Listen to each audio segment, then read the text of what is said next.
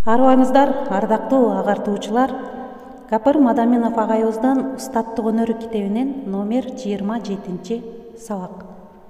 Окуучуларды билүү, окуу, үйрөнүүгө кызыктыруунун мааниси жана жолдору деген тема боюнча кеп курабыз. Сабакты даярдаган Салтанат Бейшенова, Талас облусу. Анда эмесе алгач кызыгуу деген өзү эмне? Устаттык өнөрү китебинде 53-54 беттерде кызыгуу тууралуу улуу педагогдордун айткан аныктамасы менен таанышып алыңыздар.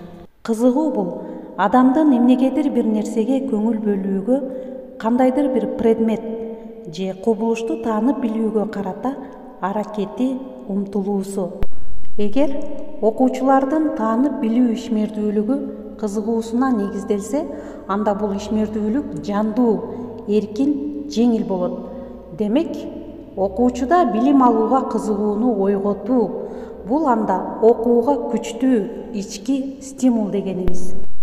Кызыгуу бул адамдын рухий, интеллектуалдык дене бой тарабынан өнүгүүсүнүн эң маанилүү шарты болуп эсептелет. Ал адамдын кругозорун өстүрүүгө, билим алып өнөр үйрөнүүгө ойготот.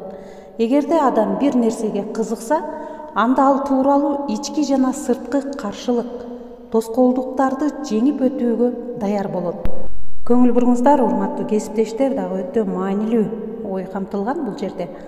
Адамдын ар тараптуу өнүгүүсүнө рухий байлыгына мажбур кылуу жолу менен жетүүгө болбойт.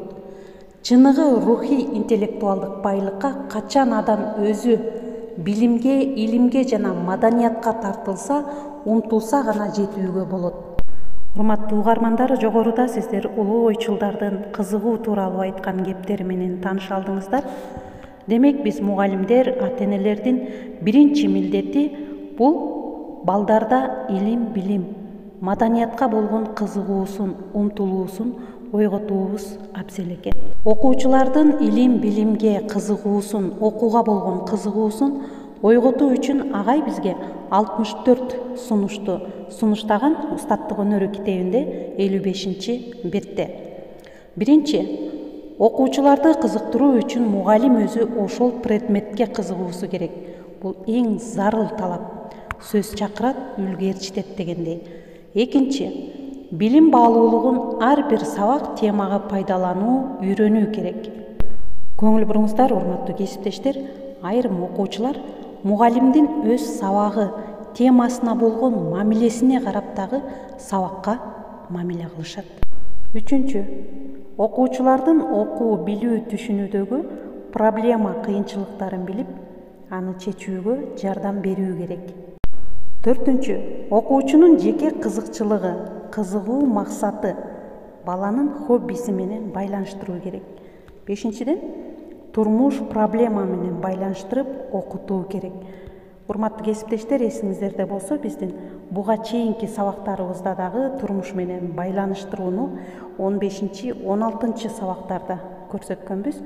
Ошол жерде дагы теманы турмуш менен байланыштырып өтүү тууралуу дагы кененирээк маалымат берилген. Окуучуларга дагы мугалим сабак өтүп жатканда дагы балдарга жакшылап мамиле кылып, аларга дагы мотивация, балага ишенич пайда кылыш керек. Сен дагы окуп түшүнө аласың, оюңду айта аласың, тартынба деген сыяктуу сөздөрдү айтып, баланы окууга болгон кызыгуусун, дилгерленүүсүн ойготуу зарыл. Сабактын темасы, мазмуну менен кызыктыруу, ошондой эле теманын актуалдуулугу менен дагы кызыктырып түшүндүрүү зарыл. Көңүл буруңуздар, урматтуу кесиптештер, дагы эң кызыктуусу, үй бүлө келечекте балдарына ушул алып жаткан билимдин керектиги менен дагы кызыктыруу зарыл. Ошол эле учурда сабакка көңүл бурбай отурган окуучуларды оюн, көңүл ачуу менен байланыштырып, кызыктырып тартуу. Адабий китеп чыгармалардан үзүндү айтып кызыктыруу.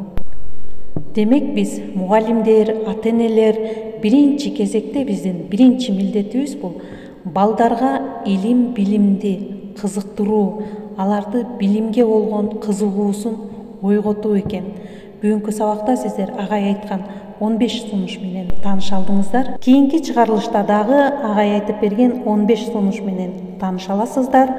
окуучуларды кызыктыруу үчүн мугалим өзү биринчи кезекте ошол предметке кызыгуусу керек деген агайдын сөзү менен жыйынтыктайбыз. Көңүл бурганыңыздарга чоң рахмат.